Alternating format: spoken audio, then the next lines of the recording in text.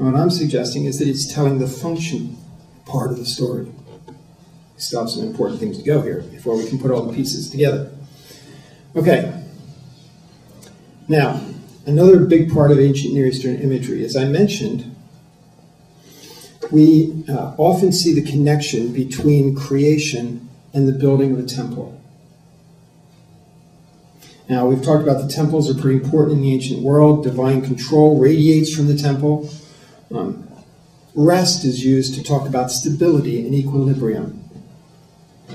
Let me touch on something here that's very important in this passage that we don't easily recognize.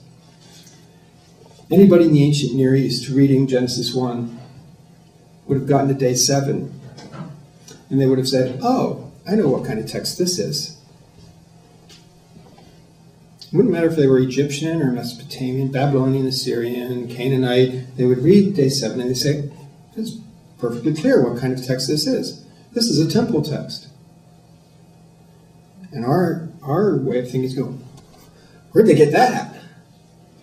Well, it's very easy for them to get that because in the ancient world, gods rest in temples. It's the only place that gods rest. That's what temples were built for gods to rest. And through all of this creation literature that we find in the ancient world, that's what goes on. After creation, the god can rest, and the temple is where he rests.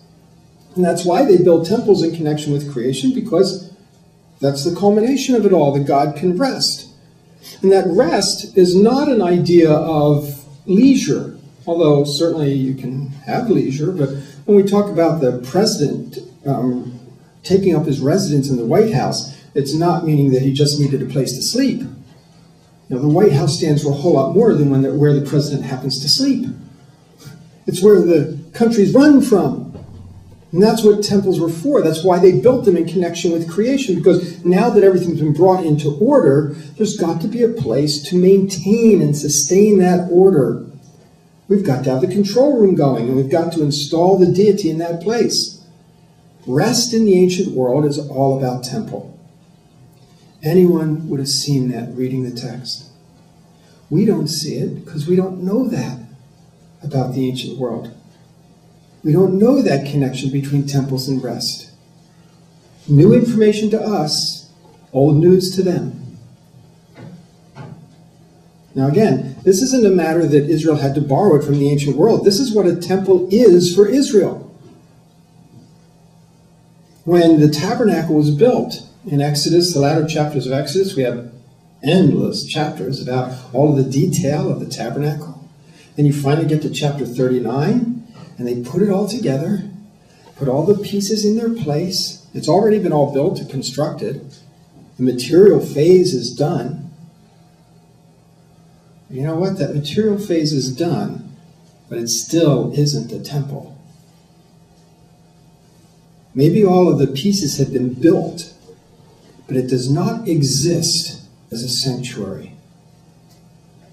It does not exist until there's an inauguration of it. All the pieces put into place, the tabernacle's set up, everything's put in there, the priests installed, and then what happens? God comes in, enters his place, rests in the Holy of Holies. Now it's a temple. The material phase did not bring it into existence. The inauguration brought it into existence. Because it's a temple. It's not just a pile of materials, precious as they might be, beautiful as they are. That's not what a temple is. A temple has God in its midst, running the cosmos and receiving worship. And if that's not happening, it is not a temple. Rest has to do with stability and equilibrium, not just leisure. God promised to give Israel rest from her enemies round about. It doesn't mean that they now could watch Sunday afternoon football in peace. It's that now they can live life. Life can go the way it's supposed to go without disruption, because everything is ordered and in place. That's what temples represent. order in the cosmos. There's the Baal building his temple in the Ugaritic Baal cycle. He builds his temple in 7 days. And it becomes the place where he becomes enthroned to run the cosmos. Marduk in the Babylonian creation epic, building his temple in Babylon. The connection between cosmos and temple. Studies have been done on this in the Old Testament descriptions, whether it's Solomon or whether it's a tabernacle or Ezekiel's temple in Ezekiel 40 to 48. Everything has cosmic associations, and it's true in the ancient Near East as well. I could multiply texts by the dozens of this connection between cosmos and temple. The idea of water flowing from Ezekiel's temple, from the Holy of Holies, because this is the water of fertility that flows from where the deity has his residence. Gudea's temple project, that's a copy of his text there up in the right-hand corner, our most extensive temple text, 2000 BC. And this talks about all of what the temple does and what goes into it. Egyptian temple text, the place where the original hillock emerged from the waters of creation. That's where a temple supposedly surrounded that place. In every aspect of temple building and temple inauguration in the ancient world, there's a constant theme of 7 days. And this gives us another idea of what's going on here in the biblical text.